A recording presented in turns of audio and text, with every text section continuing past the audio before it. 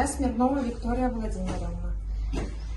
Я обратилась в РУВД, Ауэзовском районе, в Алмате.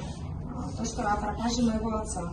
Пашкурин Игорь Сергеевич, 86-го года рождения. 9-6. Пропал без вести. Уже 3 месяца я его не могла найти.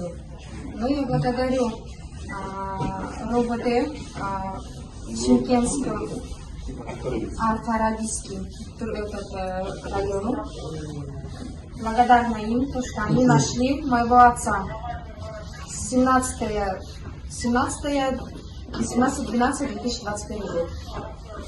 Я очень благодарна, то, что моего отца нашли, привезли и позвонили нам, сказали, сообщили. Мы приехали с Алматы забрать своего отца с Чеченца. А претензий я никому не имею. Спасибо большое.